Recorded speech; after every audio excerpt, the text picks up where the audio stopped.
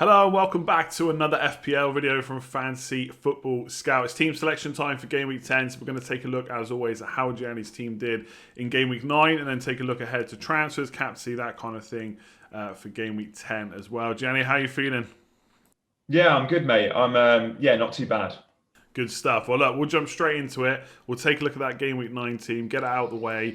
Just before we do that, please do hit the like button if you're enjoying these series of videos and hit that subscribe button as well if you haven't already. But yeah, here we go. Game Week 9 team. So, similar score to mine. I got 50 points, but you took an 8-point hit. So, 38 points total.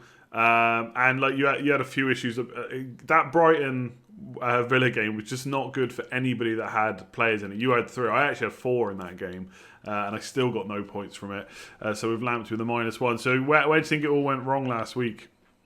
Yeah, the -8, I know it hasn't paid off short term, but it was never made for Game Week 9. It was made for the kind of Christmas period I needed to improve my squad. So I'm very happy to have taken it, despite there not being returns this week.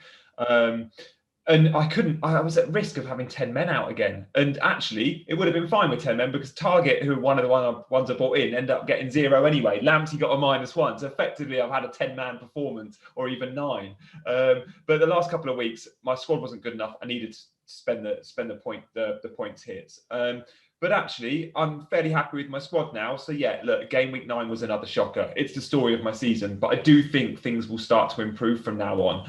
If Man City come good, then I come good as well, and I come good with them because that's my plans this week. They're all around Man City. Their fixtures are brilliant. I've been here before with all eggs in one basket on them, and it's not worked. But I am going back for another bite of the cherry. Elsewhere, my team, Bamford could have got double figures. If he doesn't hit the post in the last minute, that's 9 points instead of 2. Werner should have got me 20-odd points. Just I don't know how he didn't. So, look, it is what it is. I continue and I go on and I try and keep positive. Just really well, we'll probably talk about it in a minute when you come onto your team. But what's your thoughts around Werner? Because originally, like usually, we record this on a Tuesday evening, but just because of a few issues, we're recording it Wednesday morning. So the Chelsea game, what do you think about him? People just feel like he's just missing too much at the moment. Do you think he's just going to come good and it's just one of those things, or does he need a rest? Does he need that rest that Lampard's been talking about?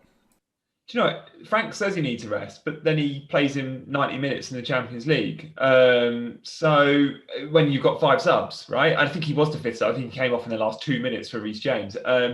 But he must be doing it on the training pitches to go, Frank set goes. And this is a guy, Frank Lampard, that played 90 minutes 3 times a week for a decade, right? He knows it can be done. And I think he sees that in Werner, his hard work, his brilliant engine, and just goes, no, this guy can keep the performances high. And look, in the Champions League on Tuesday night, he wasn't particularly great. But I actually think at the weekend, despite him missing chances, look at the assist he got. I thought he was brilliant against Newcastle. I thought he played really well. I know he missed some big chances, but I'm happy with him. At some point, he will miss out, and it might be in a Premier League game, or it might be in the Champions League game. I think it's the first week of December against the group whipping boys. So he'll play Seville next week, and then the week after, Chelsea will have already qualified if they have already, and hopefully he misses out and he gets a bit of a midweek rest. He has got a day off today on the Wednesday, which helps. Frank did say the team will have a Wednesday off, so I hope he's ready to go for Sunday after a little mini rest. But this is the guy that plays for Germany a lot as well, so he's been busy.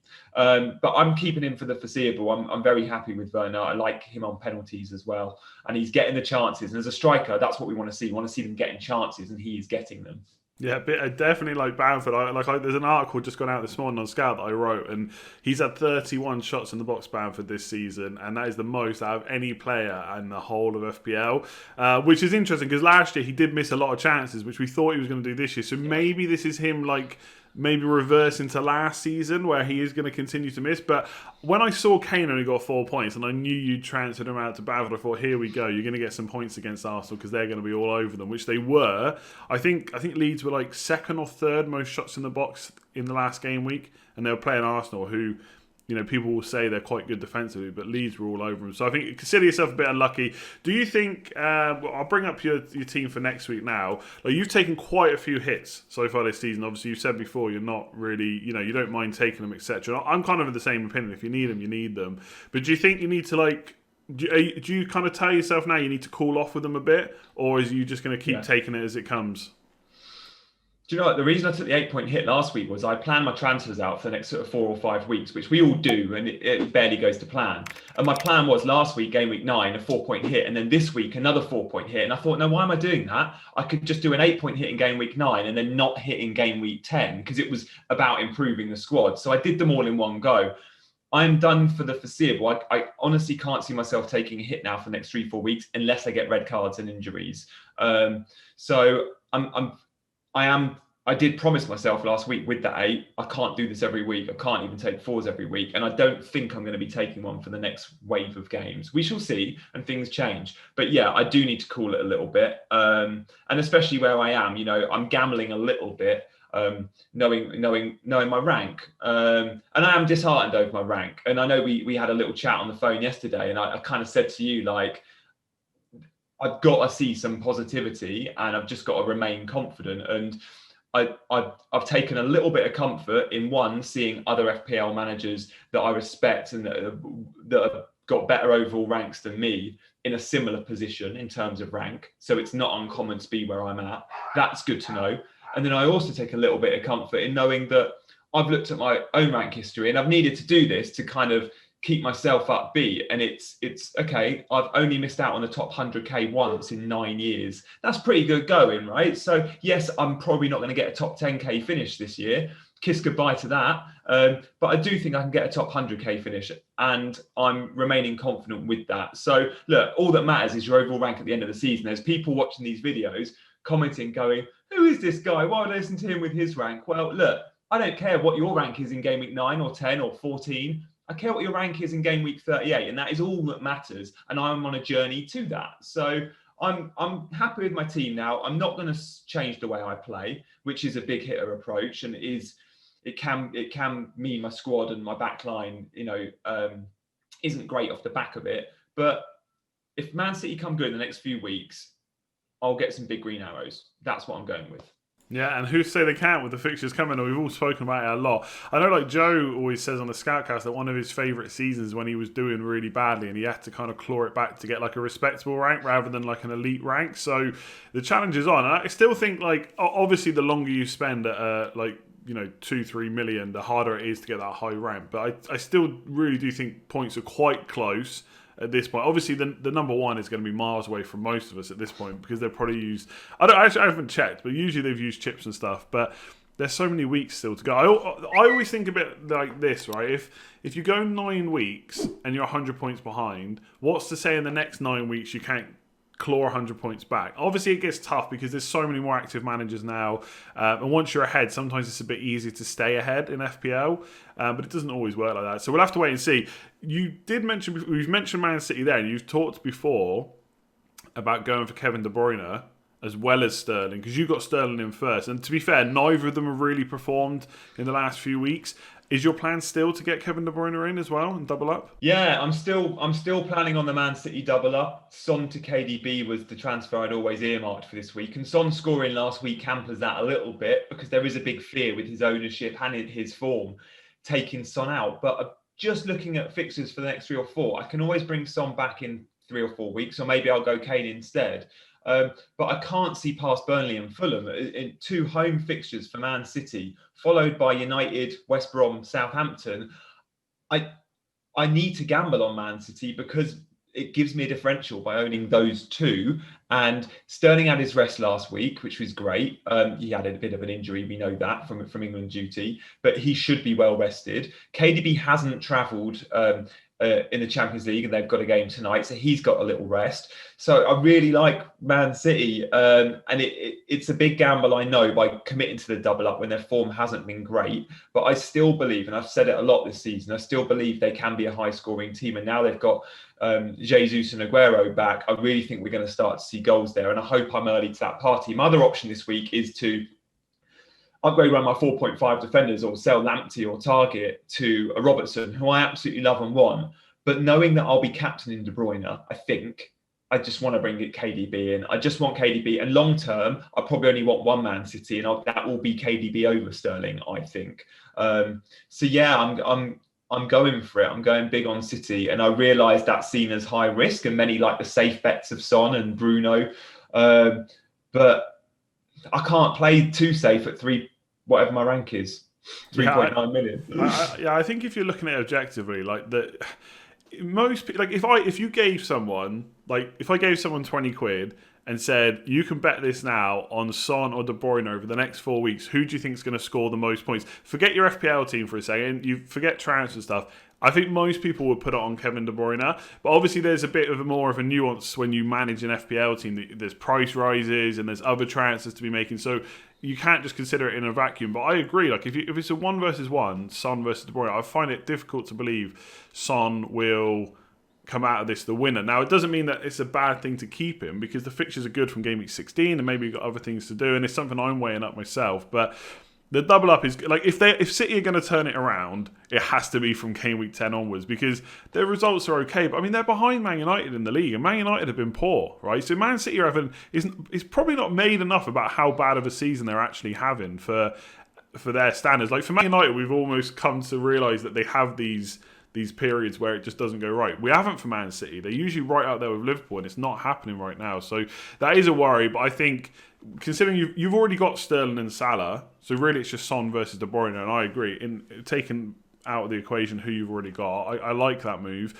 You've got Salah captain right now. Obviously, we don't know if he's going to be playing that game, but Klopp has said he's available for the Atlanta game. So as long as he gets some minutes in there, should be quite good.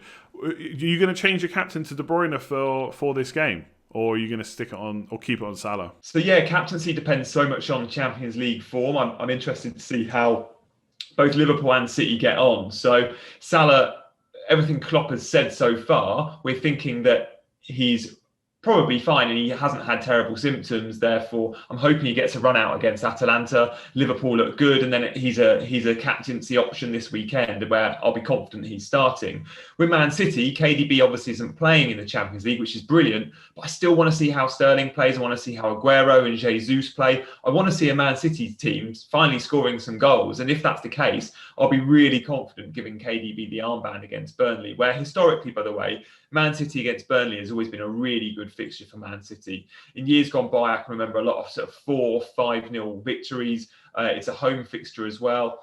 And they need to bounce back. So at the moment, I think I'm edging towards KDB over Salah. Whoever I go with, I think it will be an interesting conversation this week, because there'll be a lot going Vardy and there'll be a lot going Bruno, and I don't have those guys. So yeah, I think I'm leaning towards KDB, who, by the way, might not be on penalties. We don't know with Aguero in the team if KDB will be on pen. So that sucks a little bit, but we'll see what happens there. So yeah, it's an interesting week ahead, and I am more confident than I have been. And one thing I would say is, despite my rank, I will be here every week for the season. And if come game week 37, I'm still at 4 million overall rank, I'll be doing these vids because I do really enjoy the weekly chat with you, Andy. So I'm remaining confident. I do think I can turn my season around. And I hope it makes this series really watchable, that you can watch me go from this terrible rank to a really respectable one come game week 38. So bear with me, but yeah, just back the rank history I've got and feel like I can hopefully get to the finish line with a respectable score.